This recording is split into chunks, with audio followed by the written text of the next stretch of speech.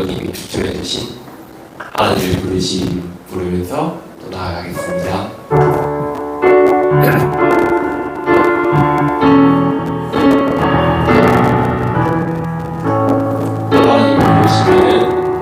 하나님의 부르심에는 후회하심이 없네. 내가 이 자리에 선 것도 주의 부르심이라. 하나님의 부르심에는 결코 실수가 없네. 나를 부르신 하나님의 진실하심을 믿네. 날 부르시는 내 생각보다 크고 날 향한 계획 나의 지혜로 측량보다 가장 좋은 길로 가장 완전한 길로 오늘도 날 이끄심이네. 작은 나를 부르신 뜻을 나는 알 수 없지만 오직 감사와 순종으로 주의 길을 가리라. 때론 내가 연약해져도 주님 날 도우시니 주의 놀라운 그 계획을 나를 믿으며 살리. 날 부르신 듯 내 생각보다 크고 날 향한 계획 나의 지혜로 측량보다 가장 좋은 길로 가장 완전한 길로 오늘도 날 이끄심이네. 날 부르신 듯 내 생각보다 크고 날 향한 계획 나의 지혜로 측량보다 가장 좋은 길로 가장 완전한 길로 오늘도 날 이끄심이네. 인내하면서 나아갈 수 있도록 하겠습니다. 함께 주 앞에 엎드려 함께 찬양하면서 우리 예배로 나가도록 하겠습니다. 주 앞에 엎드려 경배합니다. 주님 앞에 엎드려 우리 함께 주님을 신실하게 신뢰하면서 나가도록 하겠습니다. 주 앞에 엎드려 경배합니다. 오직 주께 주 경배합니다. 다른 신 하나님 오직 주께 주 앞에 엎드려 주 앞에 엎드려 경배합니다. 오직 주께 주 경배합니다. 주 경배합니다. 다른 신 하나님 오직 주께 나의 모든 우상들 나의 모든 우상들 나의 보상 모두 다 내려놓고 주 앞에 엎드려 경배합니다. 오직 주께 나의 모든 우상들 나의 모든 우상들 나의 보상 모든 것 내려놓고 주 앞에 엎드려 경배합니다. 오직 주께. 아멘. 이 시간 우리 마음을 모아서 사도신경 하심으로 우리의 신앙을 고백하도록 하겠습니다. 나는 전능하신 아버지 하나님 천지의 창조주를 믿습니다. 나는 그의 유일하신 아들 우리 주 예수 그리스도를 믿습니다. 그는 성령으로 잉태되어 동정녀 마리아에게서 나시고 본디오 빌라도에게 고난을 받아 십자가에 못 박혀 죽으시고 장사된 지 사흘 만에 죽은 자 가운데서 다시 살아나셨으며 하늘에 오르시어 전능하신 아버지 하나님 우편에 앉아 계시다가 거기로부터 살아있는 자와 죽은 자를 심판하러 오십니다. 나는 성령을 믿으며 거룩한 공교회와 성도의 교제와 죄를 용서받는 것과 몸의 부활과 영생을 믿습니다. 아멘. 이 시간 우리 함께 찬미 기도 드리도록 하겠습니다. 한 주간 살아오시면서 하나님 앞에 내가 정말 회개해야 될 것들, 또 마음속에 하나님 앞에 걸리는 것들이 있다면 이 시간 함께 참회하도록 하겠습니다.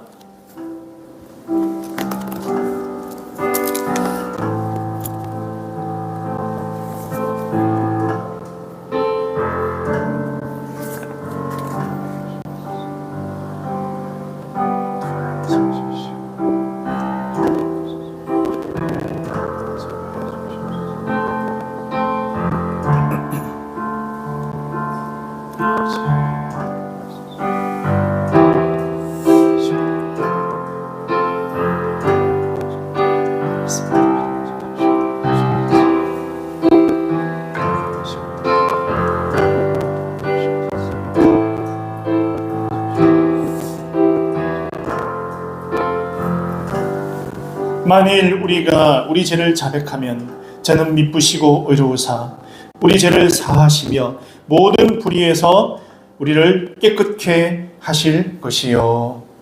하나님 아버지 감사합니다. 이 거룩한 주일 또 4월달 마지막 주일 저희들 함께 하나님을 예배하고자 모였습니다. 하나님 홀로 영광 받아주시고 저희의 예배를 받아주시옵소서. 아버지 하나님 각자 세상에서 여러 가지 다양한 모습으로 또 한 주간 살아가다가 이 자리에 나와왔습니다. 하나님 아버지 세상 가운데서 정말 때로는 그리스도인으로서의 모습을 보이지 못하고 본이 되지 못하고 때로는 하나님 앞에 때로는 부끄러운 모습들 보이면서 살아온 저희들입니다. 그러나 하나님의 자녀로 받아주시고 우리의 또 회개를 받아주시고 용서해 주시고 다시 살아갈 새 힘을 허락해 주시니 참으로 감사합니다. 아버지의 자녀임을 정말 기쁘게 여기며 정말 감사로 여기며 또 영광스럽게 여기며 세상 가운데 살아가는 우리 교회 성도들 다 되기만을 바라고 원합나이다. 하나님 인도하여 주시옵소서. 우리 성도들의 가정과 또한 직장을 하나님 지켜주시고 인도하여 주옵소서. 하나님 은혜가 넘치는 가정이 되게 하시고 하나님 은혜가 넘치는 가정이 되게 하시고 또 우리가 그 길을 가고 또 그 길 가운데 하나님의 자녀로서 살기 때문에 우리를 통해서 하늘의 복이 흘러 넘쳐서 우리의 직장과 가정과 우리 주변들의 다양한 상황들이 하늘의 축복을 받는 귀한 일들이 우리 주변에 많이 일어날 수 있도록 하나님 인도해 주시고 도와주시옵소서. 그리고 이 나라 대한민국을 불쌍히 여겨주시옵소서. 하나님 아버지께서 뜻이 계셔서 이 땅에 대한민국을 세워주시고 지금까지 인도해 주심을 감사합니다. 그러나 나라가 정치적으로 사회적으로 여러 가지로 분열되고 참 많이 복잡한 상황 가운데 이 나라가 있습니다. 우리 예수 믿는 사람들이 이때야말로 드러내고 일어나서 이 땅을 위해서 이 땅의 국민들을 위해서 이 땅이 정말 하나님 원하시는 올바른 국가로 복음의 국가로 서길 위한다. 우리가 기도로 나서야 될 시기라고 믿습니다. 우리 성도들이 모두 다 이 나라 대한민국을 위해서 분연히 일어나서 기도하는 성도들로 세워주시고 인도하여 주옵소서. 이 나라를 불쌍히 여겨주시고 그리고 북녘 땅에 있는 동포들을 불쌍히 여겨주시고 하나님 아버지 정말 자유통일 이루어서 우리가 북남이 하나가 되고 그리고 남북이 하나 되어서 하나님의 뜻이 북한에 있는 2,500만, 2,300만 저 우리 동포들에게 불연히 전해지며 그들에게 복음이 전해지는 그날을 꿈꾸고 기도할 수 있는 우리에게 성도들이 다 될 수 있도록 인도하여 주시옵소서. 삶 가운데 만나는 사람들에게 정말 복음 전파하며 정말 영혼 구원을 위해서 정말 또 남은 한 주간도 달려나가는 우리 성도들 다 되기를 바랍니다. 내가 그 자리에서 어느 때에 있든지 하나님 만나게 해주시는 그 한 사람의 영혼을 붙들고 또 가슴에 품고 있는 영혼이 있다면 그 한 명의 영혼을 위해서 눈물 흘리며 그의 손 잡아주며 함께 기도해 줄 수 있는 순수한 마음으로 영혼 구원을 위해서 달려나가는 우리 교회 성도들 다 될 수 있도록 하나님 인도해 주시고 그 속에 예수 제자가 많이 나와서 정말 함께 하나님 나라를 세워가는 일에 동력할 수 있도록 인도하여 주옵소서. 이 시간 하나님 아버지 호세아서 말씀을 통해서 다시 한번 우리를 깨우치고자 합니다. 말씀 통해서 다시 한번 스스로를 돌아보아 또 하나님 자녀로 또 하나님 제자로서 세상 가운데 살아나갈 수 있도록 세임 허락하여 주시고 말씀을 깊이 묵상케 하여 주시옵소서. 이 시간 모든 것을 주님께 맡겨드립니다. 이 모든 말씀 우리를 구원하신 예수님 이름 받들어 기도드렸습니다. 아멘. 네, 이 시간 우리에게 주시는 말씀 우리 함께 일어나서 함께 읽도록 하겠습니다. 호세아서 1장 1절에서 11절까지 말씀입니다.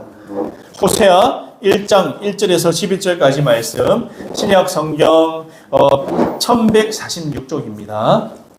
오늘부터 우리 세번역 성경으로 함께 읽도록 하겠습니다. 네, 화면 잘 띄워주시기 바랍니다. 함께 읽도록 하겠습니다. 1절부터요. 제가 시작하면 함께 읽도록 하겠습니다. 시작. 주님께서 부엘리의 아들 호세아에게 주신 말씀이다. 때는 우시아와 요담과 아하스와 히스기야 왕이 이어서 유다를 다스리고 요아스의 아들 여로보암 왕이 이스라엘을 다스리던 때이다. 주님께서 처음으로 호세아를 시켜 이스라엘 사람들에게 말씀하실 때에 주님께서는 호세아에게 다음과 같이 말씀하셨다. 너는 가서 음란한 여인과 결혼하여 음란한 자식들을 낳아라. 이 나라가 주를 버리고 떠나서 음란하게 살고 있기 때문이다. 호세아가 가서 다블라임의 딸 고멜과 결혼하였다. 고멜이 임신하여 호세아의 아들을 낳았다. 주님께서 호세아에게 말씀하셨다. 그의 이름을 이스라엘이라고 하여라. 이제 곧 내가 예후의 집을 심판하겠다. 그가 이스라엘에서 사륙한 죄를 물어서 이스라엘 왕조를 없애겠다. 또 그날에 내가 이스라엘 평원에서 이스라엘의 활을 꺾겠다. 고멜이 다시 임신하여 딸을 낳았다. 이때에 주님께서 호세아에게 말씀하셨다. 그 딸의 이름은 로루하마라 하여라. 내가 다시는 이스라엘 족속을 불쌍히 여기지도 않고 용서하지도 않겠다. 그러나 유다 족속은 내가 불쌍히 여기겠다. 그들의 주 나 하나님이 직접 나서서 그들을 구출하겠다. 그러나 내가 그들을 활이나 칼이나 전쟁이나 군마나 기마병으로 구출하는 것이 아니다. 로루아마가 젖을 뗄 때에 고멜이 다시 임신하여 아들을 낳았다. 주께서 말씀하셨다. 그의 이름을 로암미라 하여라. 너희가 나의 백성이 아니며 나도 너희의 하나님이 아니기 때문이다. 그러나 이스라엘 자손의 수가 바닷가의 모래처럼 많아져서 얼마나 되는지 아무도 되어 보거나 세어볼 수 없을 때가 올 것이다. 그때가 되면 사람들이 너희를 로암이라 부른 땅에서 살아계신 하나님의 자녀라고 부를 것이다. 그때가 되면 유다 자손과 이스라엘 자손이 통일을 이룩하여 한 통치자를 세우고 땅에서 번성할 것이다. 그렇다. 이스라엘의 날이 크게 번창할 것이다. 아멘. 아멘. 예. 오늘 포기하지 않으시는 하나님이라는 제목으로 함께 하나님의 말씀을 받도록 하겠습니다. 여러분 알다시피 솔로몬 왕에게는요 르호보암이라는 아들이 있었어요. 우리가 다윗으로 조금 더 올라가서 살펴보자면 다윗 왕이 이제 소천하기 전에 죽음을 앞두기 전에 이제 어떻습니까? 아들인 솔로몬을 불러서 너는 대장부가 되라. 그리고 담대하게 이스라엘을 다스리라. 그럴 때 하나님께서 너와 함께 하시기 때문에 꼭 하나님을 의지하고 믿고 나아가면 너가 이 땅에서 성군으로서 이스라엘을 잘 이끌 수 있을 것이라고 아들에게 새 힘을 주는 그런 장면이 나와요. 그런데 어떻습니까? 솔로몬 임금은 딱히 그런 장면에 대해서 이야기하는 것을 들어보지 못했어요. 여러분. 그리고 그 아들 르호보암이 왕이 되었는데 여러분 알다시피 어떻습니까? 르호보암이 왕이 돼서 이제 나라를 다스리려고 하려고 하니까 아버지가 그 전에 한 실정들이 많이 있었어요. 알다시피 여러 가지 건축물들, 성전이라든가 여러 가지 지으면서 사람들을 불러다가 굉장히 육체적인 노동을 시키고 또 합당한 대우를 하지 않고 어떻게 보면 끌어다가 이런 재원이라든가 사람을 많이 사용을 하게 되었습니다. 그래서 이 민초들이랄까요? 백성들의 불만이 굉장히 컸어요. 우리를 이렇게 힘들게 하면서까지 이렇게 나라를 잘 보이기 위해서 이렇게 할 필요가 있습니까? 굉장히 좀 그런 불만이 있었죠. 그리고 솔로몬이 죽고 난 다음에 그 아들 르호보암에게 역시 찾아옵니다. 그래서 아버지는 우리를 그렇게 힘들게 했는데 우리를 좀 편하게 해주시면 안 될까요? 내가 그러면 왕에게 충성하겠습니다. 이렇게 이야기를 해요. 그런데 어떻습니까? 이 르호보암 왕은요, 그 젊은 사람들, 여로보암을 비롯한 그 많은 사람들의 이런 호소를 받아들이지 않아요. 어떻게 하냐?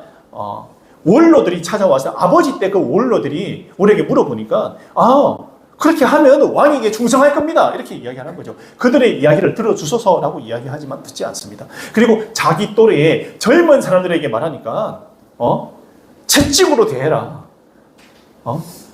그렇게 그들을 왕의 위협으로서 겁박하면은 왕을 따를 것이다.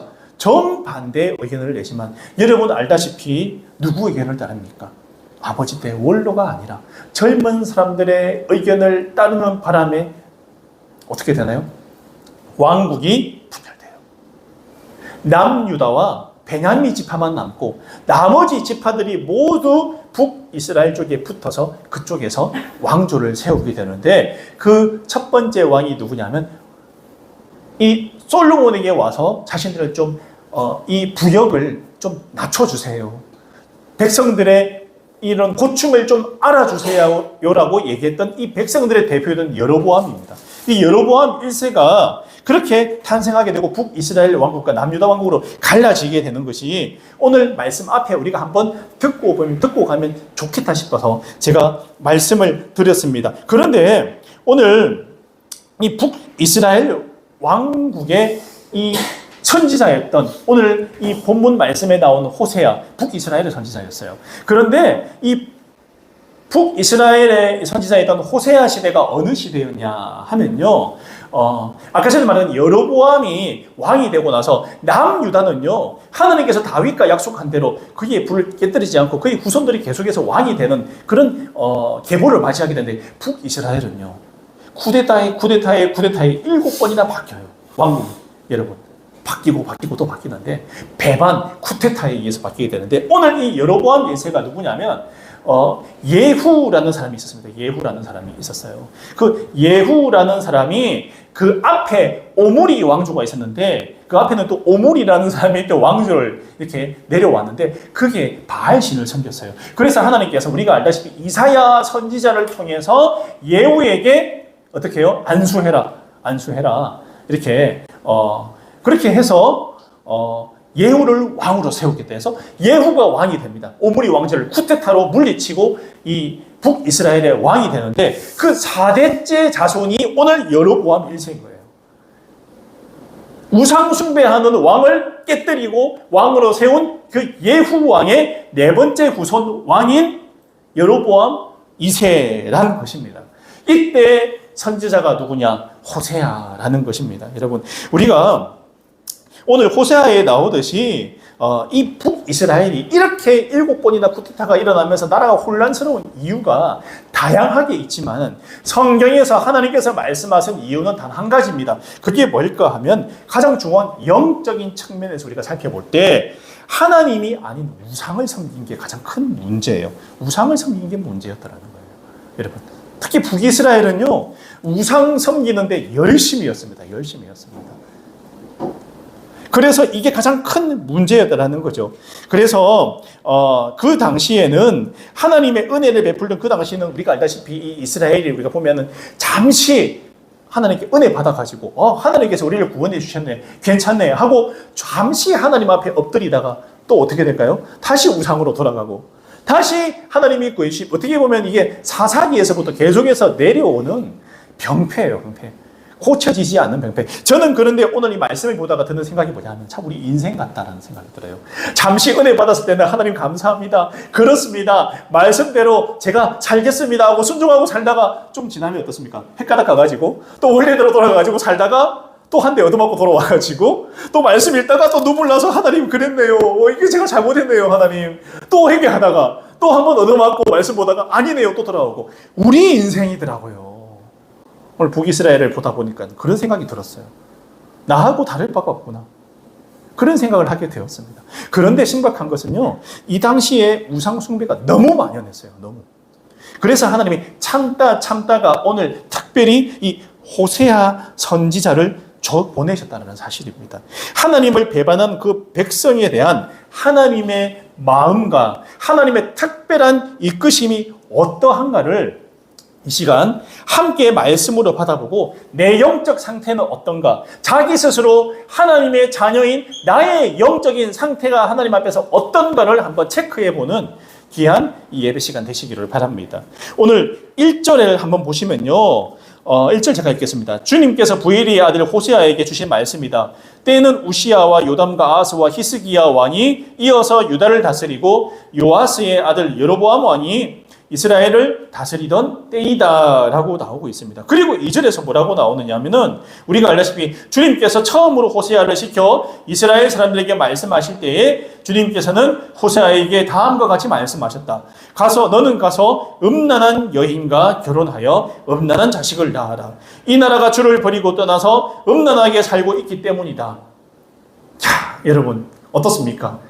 1절 말씀 보시고 호세아에게 말씀이 임한 거예요. 하나님의 말씀, 하나님이 호세아와 함께 했다는 그런 의미예요. 말씀이 임한 거는요. 그와 함께 하고 있다. 호세아에게 함께 하고 있는 하나님이 2절에서 명령을 내리십니다. 특별한 오늘 사건의 핵심이 될 만한 바로 그런 명령을 내리는데 어떤 장면이 나오냐? 바로 음란한 여인인 고멜과 결혼해서 음란한 자녀를 낳아라. 여러분 이런 명령을 내리고 있습니다. 하나님의 선지자가 음란한 여인하고 결혼을 하는 것, 이게 여러분 어떻게 생각하세요? 우리가 호세아서를 여러 번 읽었지만 읽을 때마다 참 이게 참 소위 세상말로 멘붕이 오더라고요. 이게 뭐야? 이런 명령을 받은 호세아는 정말 그 마음이 어떨까 그런 생각이 되더라고요. 제가 목사로서 감정이입이 되더라고요. 이게 뭐지? 왜 이런 명령을 내리셨을까 고민을 하게 됩니다. 너무 상반된 맞지 않는 만남이지 않습니까? 맞지 않는 만남. 누가 보더라도 어울리지 않는 만남, 말도 되지 않는 조합이라는 사실입니다. 그리고 당시 이스라엘 백성은요, 이게 이런 창녀랑 결혼하는 것은요, 이 율법으로 금지되어 있었어요. 이스라엘 백성들에게 그 누구도 음란한 여인이라고 되어 있지만 이 장녀랑 결혼하는 것이 율법으로 금지되어 있었다는 사실입니다. 그렇지만 그 율법을 어기면서까지 오늘 초강수를 두면서까지 결혼을 했다는 얘기예요. 오늘 호세아 선지자가요. 여러분 그러면 일반인들이 뭐라고 할까요? 하나님의 선지자가 율법으로 금지된 여인하고 결혼을 한 것을 다 소문나고 다 알게 되는데 이게 뭐야? 대체 뭐야? 주변에서 놀라지 않겠습니까? 이런 상황입니다. 율법을 주신 하나님이 본인이 주신 율법을 거스르면서까지 호세아에게 이런 무리한 명령을 내린 데는 반드시 뜻이 있다라는 거예요. 반드시. 여러분, 자신이 주신 율법도 거스르면서까지 결혼하게 만들었다. 우리가 한번 생각해 봐야 된다는 사실이에요. 오늘 본문 말씀 1절 3절을 살펴보면요, 사실 우리가 읽었지만 이런 상당히 모순된 상황을 펼치시는 하나님이 나오잖아요. 분명히 계획이 있으시고 이 일을 통해서 하나님의 일을 진행시키고자 하는 하나님의 깊은 뜻이 있다는 사실이죠. 우리가 인생 살아가면서 때로는 내 마음에 거리끼는 불편한 일들을, 그런 명령들을 하실 때가 있어요. 신앙생활 하다 보면요, 내가 원하는 것은 A인데 하나님은 B를 요구하실 때가 있다는 거예요. 아니면 C를 요구할 때가 있습니다. 여러분, 그런데 오늘 호세아가 바로 그런 상황인 거예요. 하나님, 저는 순결한 여인과 결혼해야 됩니다. 저 선지자지 않습니까? 하나님, 무슨 고멜하고 결혼하라고 합니까? 이스라엘 백성들이 손가락질하는 저 여인하고 어떻게 결혼하라고 그러세요? 그런데 하나님은 C를 요구하고 있다는 거죠.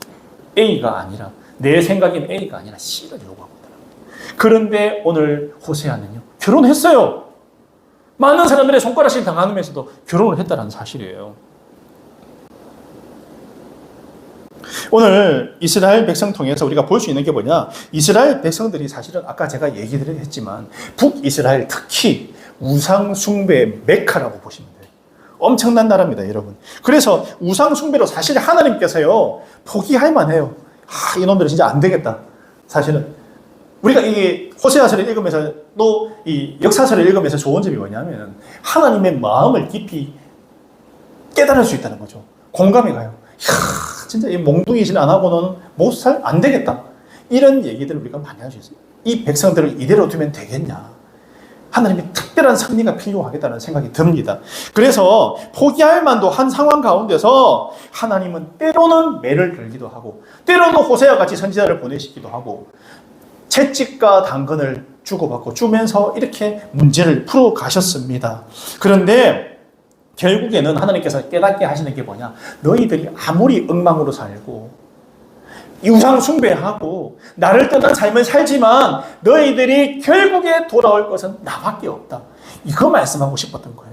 이거. 너희들이 지금 세상 가운데 이런저런 모습으로 살아가지만 너희들 받아주고 너희들 돌아올 것은 나밖에 없어 라는 바로 이 메시지를 하나님께서 주시고자 하고 싶었다라는 거죠. 너희들은 내 백성이다 라는 겁니다. 그런데 상식적으로 이해가 되지 않는 호세아의 상황을 만든 이유가 바로 이거라는 거예요. 이것을 먼저 알고 보시면 좀 이해가 됩니다. 선지자인 그가 먼저 이 결혼을 통해서 피눈물 나는 이스라엘 백성들이 내 자녀들인데 내 자녀들이 우상을 숭배하면서 하나님의 뜻과 전혀 다른 삶을 살아가고 있는 그들을 보면서 피눈물 흘리는 하나님의 이 애끓는 부모의 심정을 호세아가 먼저 가지고 백성들에게 나가기를 원하셨다는 거예요.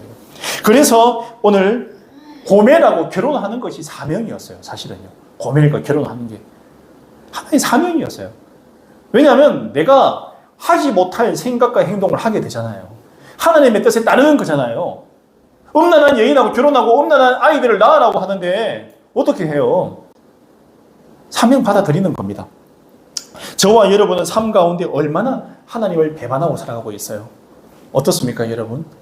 나는 내 삶 가운데 얼마나 하나님을 배신하고 살아가고 있습니까? 좀 직접적인 질문인데 이런 질문 우리 스스로에게 한번 해본 적이 있으신가요? 해야 돼요. 나는 삶 가운데 얼마나 내 생각과 내 마음이 세상적인가, 계산적인가, 하나님이 아닌 사람들이 좋아하는, 사람들이 원하는 생각에 나를 맞춰서 살아가고 있는가? 이스라엘 백성하고 나하고 뭐가 다른가?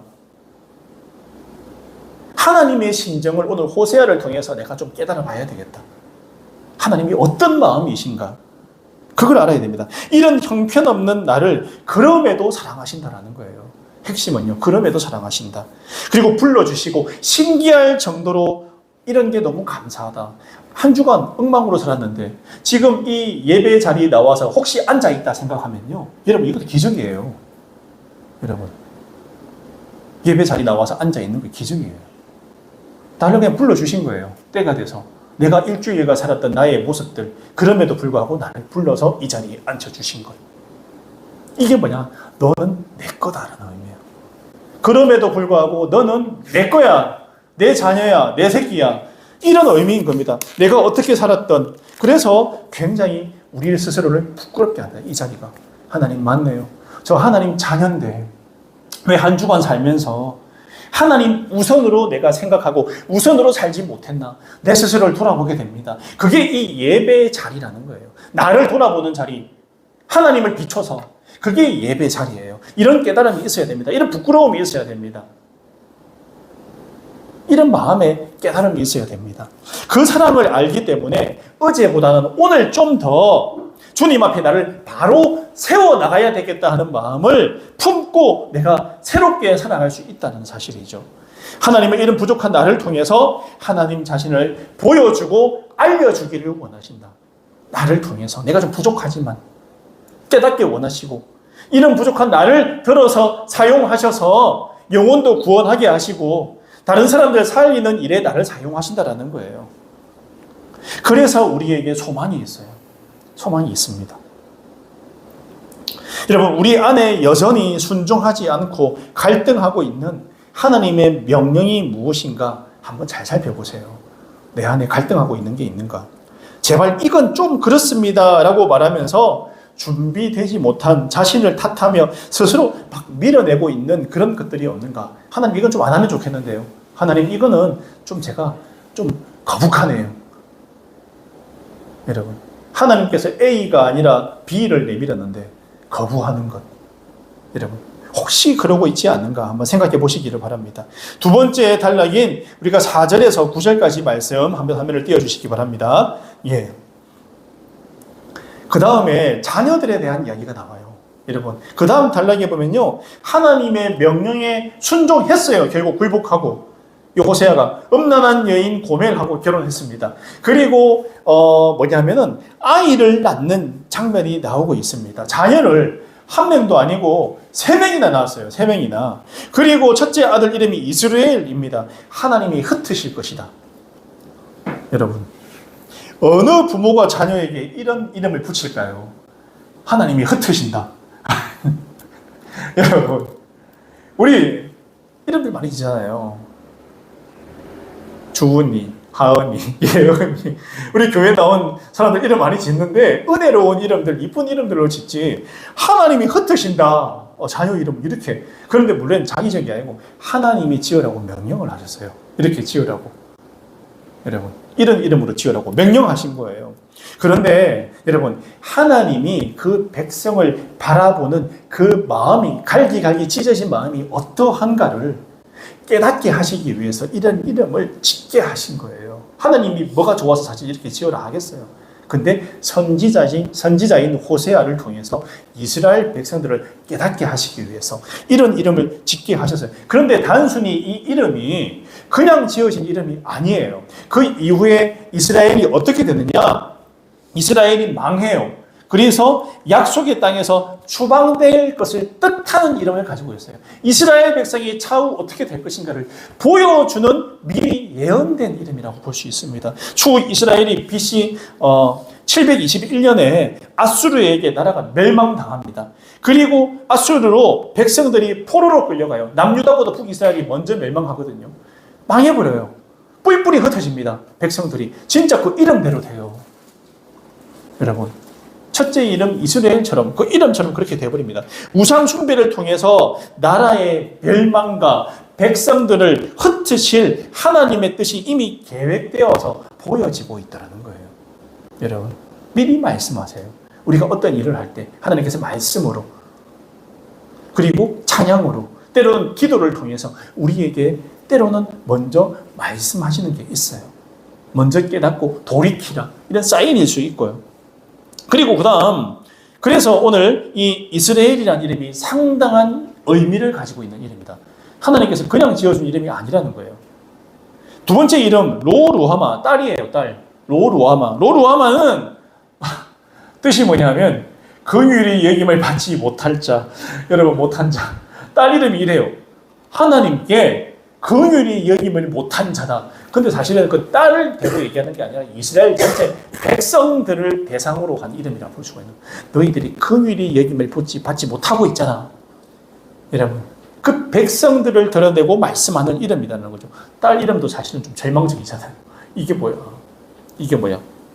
그 의미는 이스라엘이 하나님의 보호하심에서 벗어났기 때문에 하나님이 더 이상 그들에게 긍휼을 베풀지 않겠다. 여러분, 사실은요, 하나님께 긍휼을 베풀지 않겠다고 말할 정도로 이스라엘 백성이 어느 정도 타락해 있는가를 우리가 짐작해 볼 수 있습니다. 그래서 이 호세아서 우리가 욥기도 우리가 볼 때에 하나님께서 죄악 가운데 그리고 하나님의 시험 가운데 함께 하시면 회복의 하나님을 경험하게 되지만 오늘 이 호세아서도 굉장히 의미가 있어요. 여러분, 어디까지 타락했을 때 하나님의 마음이 이런 정도일까? 우리가 짐작해 볼 수 있다. 한마디로 북이스라엘이 소위 요즘 말로 선을 넘었어요. 하나님이 그어놓은 선을 넘은 거예요. 그래서 흩으신다는 얘기를 하신 겁니다. 앞에서. 로루아마가 절망적인 이스라엘의 상태를 대변하는 이름이라는 거예요. 하나님의 인내의 한계선을 뛰어넘고 있는 이스라엘의 모습을 오늘 로루아마라는 이름을 통해서 우리가 알 수가 있잖아요. 그러면 셋째 아들에도 기대가 되죠. 셋째 아들 이름은 대체 뭐지? 첫째가 둘째 이름이 이런데 셋째 아들 이름은 로암미라는 이름입니다. 로암미. 호세아의 셋째 아들, 막내 아들. 뜻은 내 백성이 아니다. 여러분, 내 아들이 아니다. 아, 이거 정말 난감합니다. 하나님께서 내 새끼 아니야 이 말이에요. 여러분, 내 새끼 아니라 가장 절망적인 말, 내 백성이 아니다. 와, 내 거 아니다. 어떻습니까, 여러분? 셋째에 이르러서는요, 아예 하나님과 백성들의 관계 단절에 대한 말씀을 할 정도로 하나님이 뿔이 나셨다는 거예요. 뿔이 나셨어요. 이처럼 그만큼 하나님이 마음이 상하셨다는 거죠. 마음이 많이 상하셨어요. 여러분 짐작이 가시나요? 하나님이 그 자녀들의 어린 아이들의 이름을 이렇게 지을 정도 같으면 대체 어느 정도의 죄악이 빠져 있다는 거야. 상상이 가지 않아요. 저는 근데 안타까운 게요. 아까 전에 제가 얘기했지만 예후를 오늘 여로보암 2세의 4대 앞에 선조가 예후인데 예후는요 앞에 있는 그 왕의 바알을 너무 섬겼기 때문에 내치고 또 새롭게 세운 왕조잖아요. 그래서 그때는요 뭐 우상들을 다 파하고 막 이랬거든요. 예후가요 처음에 왕이 되었을 때. 그런데 4대에 이르러서 또 이러고 있는 거예요. 또 이러고 있어요. 그렇게 세워진 왕조인데 또 하나님 앞에 그 후손들이 똑같은 죄를 또 짓고 있는 거예요. 또 짓고 있는 거예요. 여러분, 굉장히 힘듭니다. 우리는 아무렇지도 않게 죄를 지을 수도 있어요. 사람 마음 상처 줄 수도 있고요. 전혀 그리스도인답지 않은 생각과 행동으로 세상 가운데 살아갈 수도 있어요. 그럴 때 오늘 하나님의 이 마음으로 나를 바라본다 생각하면 여러분들 마음은 어떨까? 저의 마음은 어떨까? 나의 그런 죄악들 때문에 하나님이 나를 이런 마음으로 바라보신다고 한번 상상해 본 적이 있어요?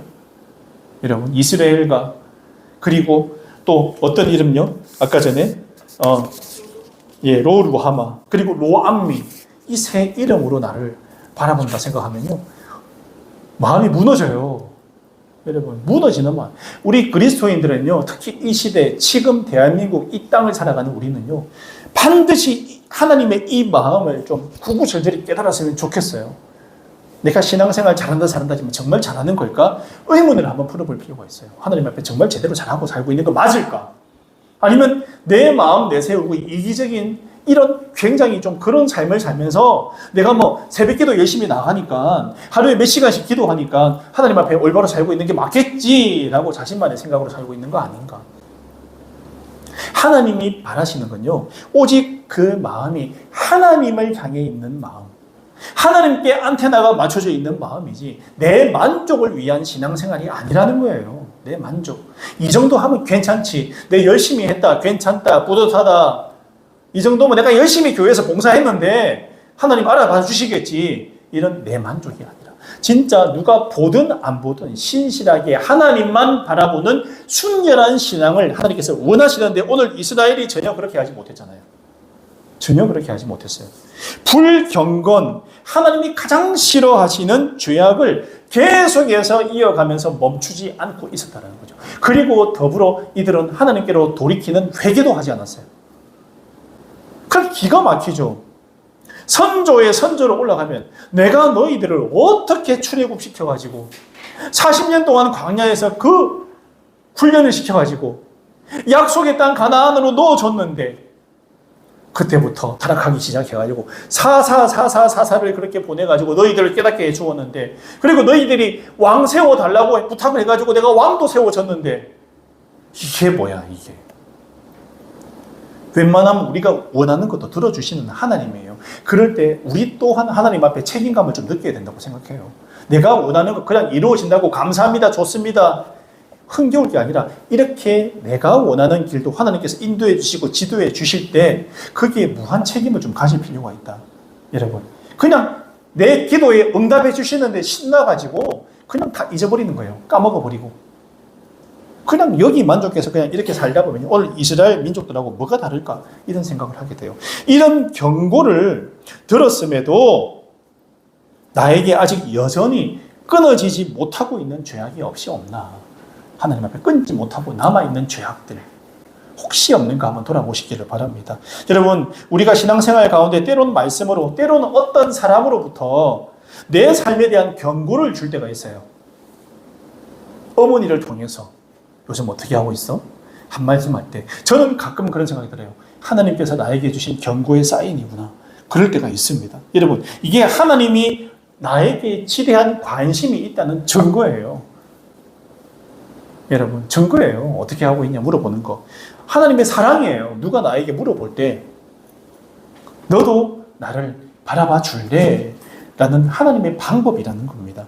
이걸 반드시 우리가 기억을 해야 됩니다. 그래서 우리가 이스라엘이 혹독한 시련과 이 죄가를 받게 된 것은 하나님 앞에서 이 죄를 털어내지 못했기 때문에 그렇게 된 거예요. 그래서 계속 죄 가운데 같은 죄로 동일하게 계속해서 끌어가다가 결국 하나님께 이런 방법으로 결과를 얻게 되었다는 사실입니다. 결국 제가 말씀드리지만 어떻게 됩니까? 결국 북이스라엘이 아수르에 끌려가게 돼요. 나라가 망해버려요. 아예 그냥 백성들을 다 흩어버립니다.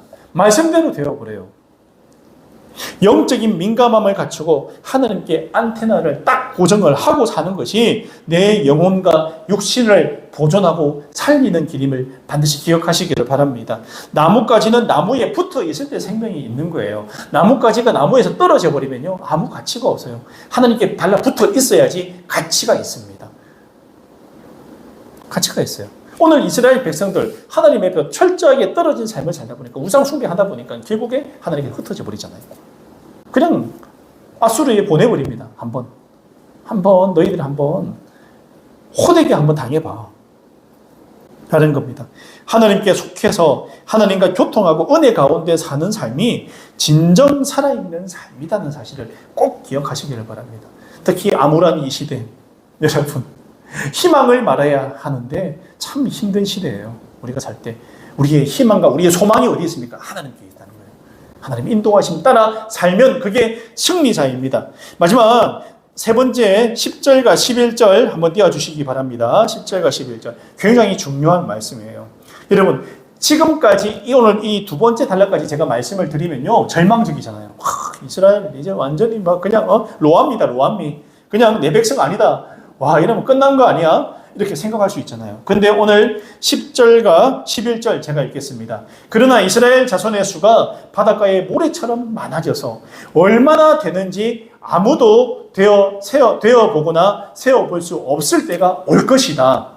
그때가 되면 사람들이 너희를 로암이라고 부른 이 땅에서 살아계신 하나님의 자녀라고 부를 것이다.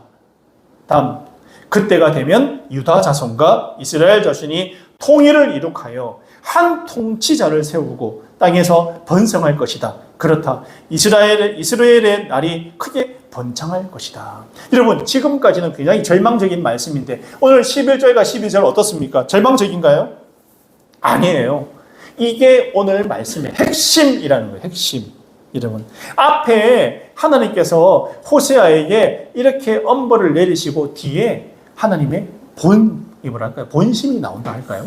그렇게 볼 수가 있습니다. 사실은요, 앞에 말한 것들은요, 하나님께서 이스라엘 백성들을 앞으로 어떻게 다루고, 어떻게 다시 세우고자 하는 과정이라는 거예요. 여러분, 어떻습니까? 제가 한번 이야기 들은 적이 있는데요. 사람이 잘못을 하면요, 때로는 따끔한 채찍질이 필요할 때가 있어요. 따끔하게 맞으면 어떻습니까? 마음에, 몸에, 육신에 충격이 오잖아요. 정신이 번쩍 들잖아요. 정신이 번쩍. 그리고 나서 다시 그렇게 할까요? 안 해요. 안 하게 돼요. 몸에 충격을 받고 나면요. 다시는 안 그래야겠다. 다시는 안 그래야 되겠다. 하나님께서 바라시는 부분이 이런 거예요. 다시는 그러지 않도록 그의 사랑하는 이스라엘 백성들에게 충격요법을 사용하셨다. 다시는 그러지 않도록. 강력하게 충격요법을 사용하시는 것입니다. 여러분 정말 쫓아내버리고 완전히 로암이라는 이름대로 망하게 하시려고 한 게 아니라는 거예요. 다시 회복시키시겠다. 내가 너희를 포기하지 않는다. 너희들 그럼에도 불구하고 여전히 내 사랑하는 자식이야, 내 새끼야 라고 하나님께서 말씀하고 계신 겁니다.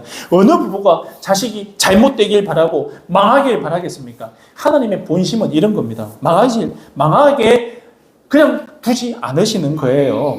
백성들은 그들의 벌인 죄 때문에 고난과 고통을 당하지만 하나님께서는 회복의 은혜를 베풀어 주시는 하나님이죠. 그래서 우리가 오늘도 아까 제가 서두에 말했지만 이 자리에 나와 있는 거예요. 회복하게 하시기 위해서 이 자리에 부른 겁니다. 지난 한 주간 마음에 상처도 있고 때로는 열받는 일도 있었고 화나는 일도 있었고 예수 믿는 사람답지 않게 한 행동도 있을 수 있어요. 그런데 오늘 이 자리에 나와서 이 말씀을 듣는다면 어때요? 하나님께서 여전히 나를 사랑하시고 나를 포기하지 않으시는구나. 다음 한 주는 제가 지난주에 했던 잘못을 반복하지 않겠다. 하나님 앞에 조금 더 그리스도인다운 모습을 보이면서 살겠다. 누군가를 품겠다. 더 사랑하겠다. 축복의 말을 하겠다.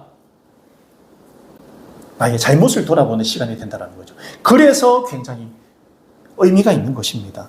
여러분, 호세아는 그래서 하나님이 그들을 하나님의 자녀로 바로 불러주실 거라는 것을 말하고 있는 거예요. 그리고 마지막 단락에 아주 중요한 구절이 있습니다. 마지막 단락입니다. 남유다와 북이스라엘에 한 명의 지도자를 세운다. 그리고 서로 연합하게 될 것이라고 예언을 하고 있는데 이 예언의 의미는요. 이 지구 전체가 바로 온 인류가 예수 그리스도 한 명의 지도자, 우리 인류의 영혼을 구원할 단 한 사람인 예수님을 통해서 연합하게 될 것이다라고 말씀하고 있는 거예요. 그래서 하나님께서는요, 오늘 호세아를 통해서 어쨌든 보면 자녀들의 이름을 통해서 예언을 하시고 오늘 11절에서 예언하시고 어느 것 하나 안 이루신 게 없어요. 완벽하게 이루셨잖아요. 예수님을 보내서 온 인류를 연합하게 하시고 지도자를 보내주시겠다. 우리가 이 호세아서를 보면 또 제가 가치가 있는 게 이 복음의 흐름을 알 수가 있어요.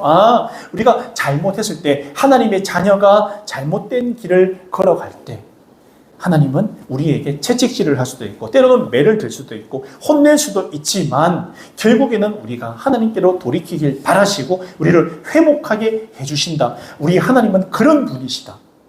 그리고 우리 전 인류를 구원하기 위해서 예수님을 보내주시고 우리가 예수님 통해서 연합해서 한 자매, 한 형제가 되었구나. 그래서 이 자리에서 함께 하나님을 예배하는 것, 흑인이든 황인이든 백인이든 인종에 상관없이 모두가 연합해서 이 지구상에서 오늘 함께 하나님을 예배하고 있지 않습니까?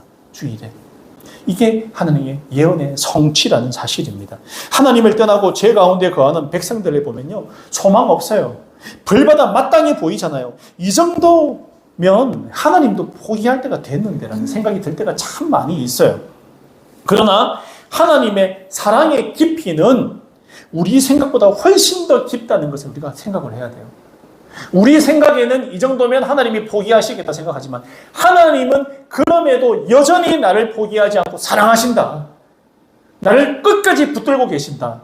이 사실을 꼭 기억하시기를 바랍니다. 지금 내가 어떤 상황에 있다 하더라도 내가 어떠한가 이거보다 내가 이 상황을 이겨내고 하나님께 돌이킬 마음을 하나님께서 어떤 사람이나 상황 가운데서도 나에게 부어주시고 다시 회복할 기회를 나에게 주신다는 사실을 꼭 기억을 하세요.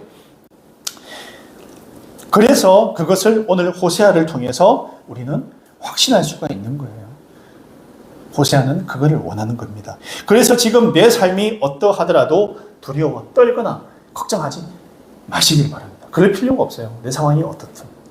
여러분, 내가 어떤 죄를 많이 짓든. 여러분, 얼마 전에 제가 이런 얘기 들었어요. 저는 하나님 앞에 못 나가겠어요. 왜요? 제가 지은 죄가 너무 많았어요. 하나님 앞에 예배드리러 나가려고 하니까 이게 걸려서 교회에 나가려니까 부끄럽고. 여러분, 자기 핑계예요. 오늘 보시면 알지만 이런 엄청난 북이스라엘 백성들도 용서하시는 하나님, 그리고 그들을 회복해 하시는 하나님이에요. 하나님께서 용서 못할 죄는 세상 가운데 없다. 이렇게 생각하시면 돼요. 그래서 내가 어떤 죄를 지어도 사람은 용서할 수 없을지 몰라도 하나님은 내 있는 모습 그대로 봐주시고 나를 용서하시고 회복시켜 주시는 하나님이라는 사실을 꼭 기억하시기 바랍니다. 내가 하나님의 자녀이기 때문에 하나님은 나를 포기하지 않으세요. 내가 누구라고요? 하나님의 자녀다. 이 사실을 꼭 마음에 새기시기를 바랍니다. 하나님의 자녀는 하나님께서 책임지십니다. 끝까지 포기하지 않으십니다. 끝까지 붙들어 주십니다. 이거 잊어버리지 마세요. 그러니까 우리가 절망하지 말라는 사실입니다. 그래서 하나님의 백성인 우리는 어떻게 되냐? 우리는 하나님의 약속, 이 언약을 믿고 따르는 사람이잖아요. 예수 그리스도의 보혈로 하나 되는 사람이라는 생각을 꼭 하시기를 바랍니다. 그래서 이런 마음으로 형제 자매를 바라봐야 돼요. 아, 예수 그리스도 보혈로 하나 되는 자매 형제구나, 형제 자매구나. 이런 눈으로 바라보면요, 교회 안에서 분란이 일어날 일도 없고요, 분열될 일도 없어요, 다툴 일도 없어요. 이 사람이 허물을 가지고 있더라도 크신 하나님의 이 사람의 이런 허물도 용서하실 건데 내가 용서 못할 일이 뭐가 있어? 용서해야지. 내가 감당해야 될 일이구나. 내가 이해해야 되는구나. 오히려 저 사람을 위해서 기도해 줘야 되겠다. 하나님께서 선을 이루어야 되겠다. 두세 사람이 함께 할 때 예수께서 함께 하신다고 했는데 우리 가운데 함께 하시는구나. 우리가 이 사실을 꼭 기억하시기를 바랍니다. 하나님이 때로는 흩으시기도 하지만 흩으시는 이유는 흩으심을 통해서 다시 하나님께 돌아오기를 바라시기 때문에 흩으신다. 고난도 주신다. 이 사실을 꼭 기억하시고 또 한 주간 주님의 말씀으로 주님의 이름으로 승리하는 사랑하는 성도들 다 되시기를 주님의 이름으로 축복합니다. 아멘.